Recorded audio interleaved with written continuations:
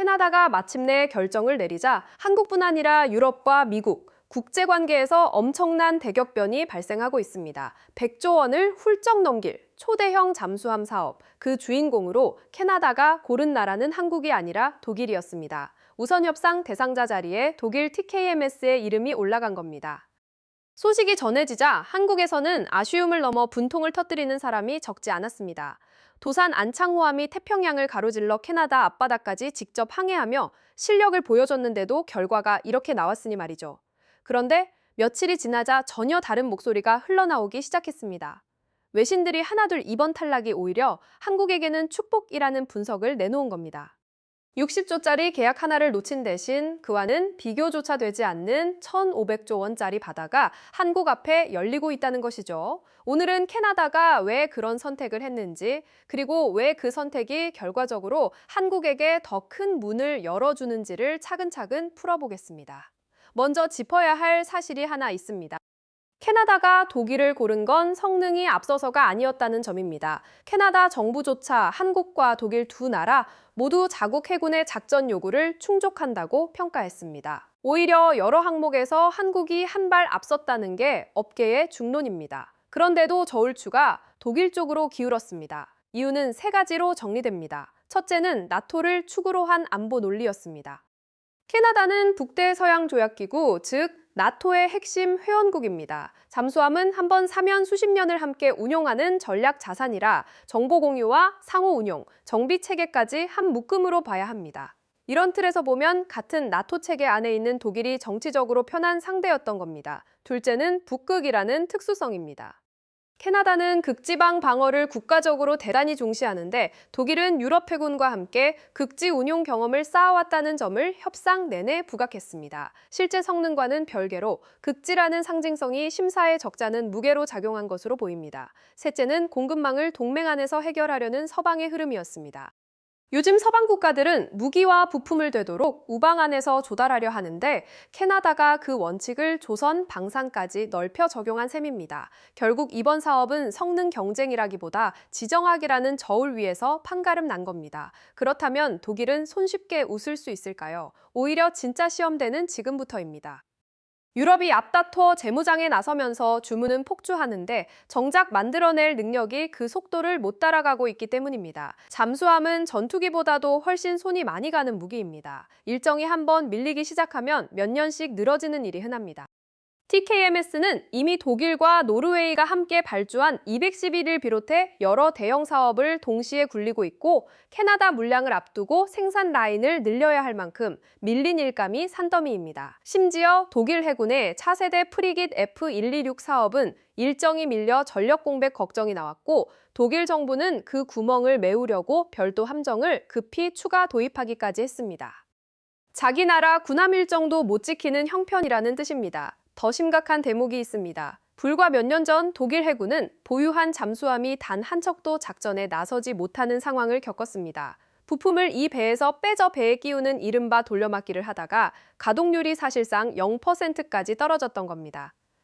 자기 군대의 잠수함조차 제때 고치지 못해 항구에 묶어뒀던 나라가 과연 캐나다의 까다로운 극지용 잠수함을 기한 안에 완벽히 뽑아낼 수 있을지는 물음표가 붙을 수밖에 없습니다. 반대편에 한국이 있습니다. 한국조선업은 수십 년 동안 세계 최고 수준의 생산성과 납기 준수 능력을 증명해왔습니다. 큰 배든 군함이든 빠르게 그리고 약속한 날짜에 맞춰 만들어내는 능력만큼은 국제적으로 정평이 나 있습니다. 이걸 가장 실감나게 보여준 나라가 바로 독일의 이웃 폴란드입니다. 유럽 안보가 흔들리던 시기에 폴란드는 코앞에 독일제를 마다하고 지구 반대편 한국의 K2 전차와 K9단 자주포를 그야말로 번개처럼 사갔습니다. 이유는 단 하나, 속도였습니다. 독일이 서류와 노조 문제로 일이 재고절이 되는 사이 한국은 계약서 잉크가 채 마르기도 전에 실제 장비를 배에 실어 보내는 지구상에서 거의 유일한 나라였기 때문입니다. 무기는 종이 위에 성능표가 아니라 내 바다, 내 국경에 실제로 떠 있고 서 있을 때 비로소 값어치를 합니다. 캐나다가 이 무서운 속도 차이를 뼈저리게 느끼는 순간 되돌리기엔 이미 늦었을 겁니다. 여기서 더 뼈아픈 대목이 나옵니다. 캐나다가 흘려보낸 게 잠수함 계약 하나에 그치지 않는다는 사실입니다. 한국은 이번 수주전에서 이른바 팀 코리아라는 이름 아래 방산과 미래산업을 한 보따리로 묶은 대형 협력안을 들고 갔습니다. 그 핵심에 현대차그룹이 검토하던 이른바 프로젝트 비버가 있었습니다.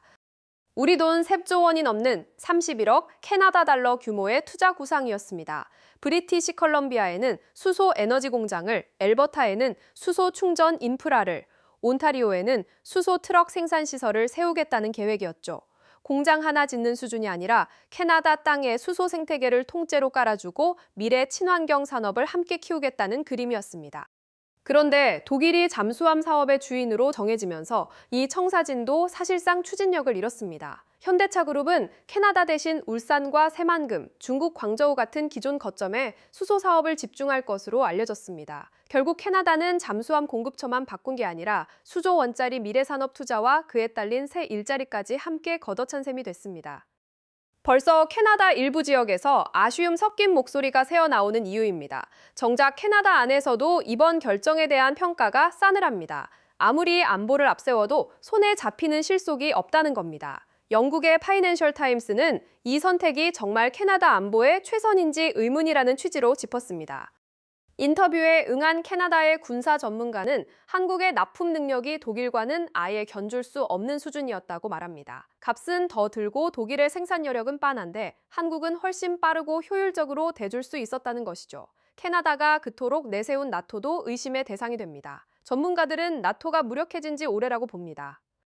우크라이나에서 어떤 일이 벌어져도 유럽은 이렇다 할 조치를 내놓지 못했고 폴란드가 위협받았을 때도 나토가 한 일은 방위비를 늘리자는 구호 정도였습니다. 정작 캐나다에 무슨 일이 터졌을 때 나토가 곧장 달려와줄 보장은 어디에도 없다는 뜻입니다. 그런 불확실한 명분에 기대어 당장 배를 대줄 수 있는 한국을 제치고 아직 완성품도 없는 독일을 골랐으니 현지 전문가들이 답답해하는 겁니다. 바로 이 대목에서 외신과 전문가들이 입을 모읍니다. 캐나다를 놓친 게 오히려 한국에게는 천운이라는 겁니다. 이유는 미국이라는 규모 자체가 다른 시장이 문을 열고 있기 때문입니다. 그리고 이 시장은 캐나다와는 성격이 완전히 다릅니다. 핵심은 이겁니다. 캐나다의 안보는 군사만이 아니라 경제며 외교며 여러 계산을 얹어 저울질할 만큼 절박함이 크지 않았습니다. 반면 미국은 다릅니다. 미국에게 해군력은 단순한 방어 수단이 아니라 패권 그 자체입니다. 지금 미국이 인공지능에 천문학적인 돈을 쏟아붓는 것도 결국 패권을 놓치면 미래를 잃는다는 절박함 때문인데 바로 그 미국이 인공지능만큼이나 예민하게 지키려는 또 하나의 영역이 태평양 바다입니다. 최근 중국은 하이난 남쪽 바다에서 일본 남단을 지나 태평양 방향으로 사거리 12,000km짜리 잠수함 발사 탄도미사일 SLBM을 쏘아 올렸습니다. 12,000km면 중국에서 미국 전역을 때릴 수 있는 거리입니다. 이 정도 사거리의 SLBM을 가진 나라는 미국, 중국, 러시아 세뿐입니다. 여기에 핵탄두를 얹으면 강대국끼리 서로를 함부로 건드리지 못하게 하는 억지력이 완성됩니다. 문제는 중국이 마치 붕어빵 찍듯 함정을 쏟아내며 태평양을 채우고 있다는 점입니다. 반대로 미국의 함정은 늙어가고 있습니다. 미국이 군사 분야에서 가장 조바심을 내는 대목이 바로 여기입니다. 그래서 미국이 한국에 내미는 판은 애초에 차원이 다릅니다. 지난 G7 자리에서 트럼프 대통령은 이재명 대통령에게 예정에도 없던 질문을 불쑥 던졌습니다. 정상회담 의제도 아니었는데 당장 함정 10척을 지어줄 수 있겠느냐고 물었다는 겁니다. 그만큼 미 해군은 앞으로 100년을 내다보며 새 함정이 꾸준히 필요한 상황입니다. 수십 년간 자국 조선업이 무너지면서 군함을 지을 공급망은 마비됐고 무엇보다 배를 고치는 정비 능력조차 상당 부분 잃어버렸습니다. 미 해군 함정을 정비하는 시장만 해도 한 해 14조에서 20조 원 규모로 추산됩니다. 여기에 새로 지어야 할 군함 건조까지 더하면 규모는 연간 수백억 달러를 넘나듭니다. 그리고 이 시장의 문이 실제로 열렸습니다. 지난 6월 미국 국방부는 전투함과 급유함 관련 정보 요청서, 이른바 RFE를 한국조선 3사에 보냈습니다. 그동안 마스가 프로젝트를 비롯해 여러 협력 이야기가 오가긴 했지만 미국이 이렇게 구체적으로 당신들이 어디까지 만들 수 있느냐를 문서로 물어온 건 이번이 사상 처음입니다. 정보 요청서란 곧 한국이 무엇을 어떤 성능으로 지을 수 있는지 낱낱이 확인하겠다는 신호이고 업계에서는 이 단계가 곧바로 입찰로 넘어가는 경우가 많다고 봅니다. 시점도 절묘합니다.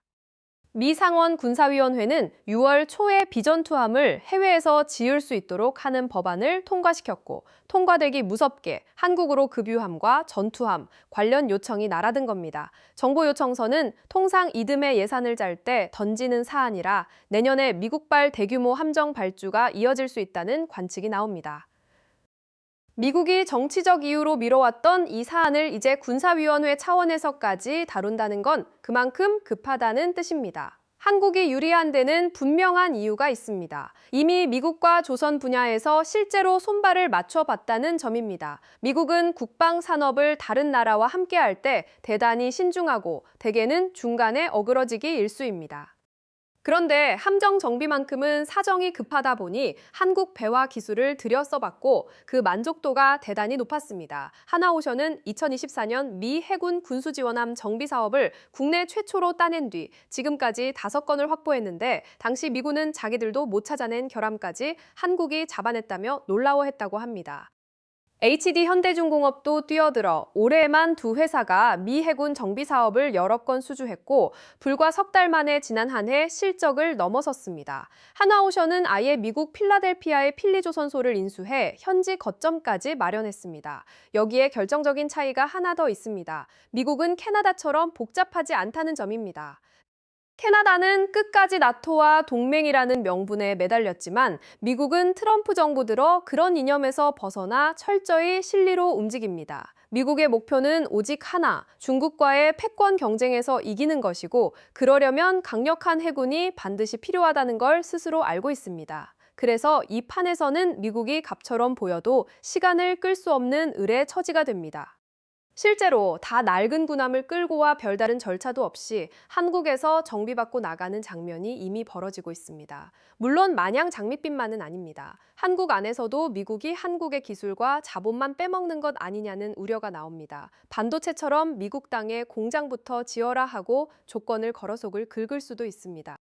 실제로 미국 정치권 일각에서는 그런 요구가 나옵니다. 하지만 공장을 짓는데 수년이 걸려도 괜찮은 순수 기술 분야와 달리 국방은 지금 당장 배가 물에 떠야 하고 단 하루의 지연도 용납되지 않는 패권 싸움터입니다. 결국 미국은 빨리 지어서 보내달라고 매달릴 수밖에 없습니다.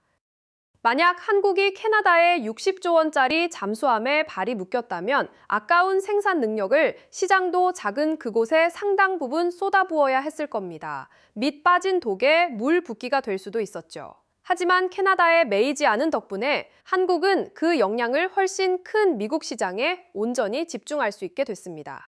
세계 최강의 군대를 거느린 미국이 한국을 파트너로 골라 대규모 군함을 함께 짓는다면 한국 조선업의 위상과 신뢰는 판 자체가 달라집니다. 미국 함정 건조 시장은 2030년까지만 봐도 100조 원 이상이 열려 있고 미국은 패권을 지키는 일에는 돈을 아끼지 않는 나라입니다. 정리하면 이렇습니다. 캐나다의 이번 결정은 한국이 진 게 아니라 동맹이라는 명분이 실력을 이긴 사건에 가깝습니다. 그러나 방산 시장에서 오래 기억되는 건 화려한 선정 발표가 아니라 결국 인도 시점의 결과입니다. 독일제 잠수함의 납품이 자꾸 미뤄지고 유지비가 눈덩이처럼 불어날 때 캐나다 국민은 문득 이렇게 되릴지도 모릅니다. 그때 한국을 골랐더라면 어땠을까? 사실 캐나다는 과거에도 영국의 중고 잠수함을 싸게 들여왔다가 인도받자마자 화재와 침수로 몇 년간 바다에 띄우지도 못한 아픈 기억이 있는 나라입니다. 그 트라우마를 잊고 또 한 번 같은 실수를 되풀이하려는 셈이죠. 반면 한국은 오늘도 불 꺼지지 않는 조선소에서 이제 세계 최강대국의 바다를 함께 지킬 준비를 하고 있습니다. 한 번의 탈락이 실력의 값어치를 깎지는 못합니다. 오히려 이번 일은 한국 방산이 정치를 넘어 실력으로 더 넓은 대양을 열어젖히는 또 하나의 출발점이 될 것입니다.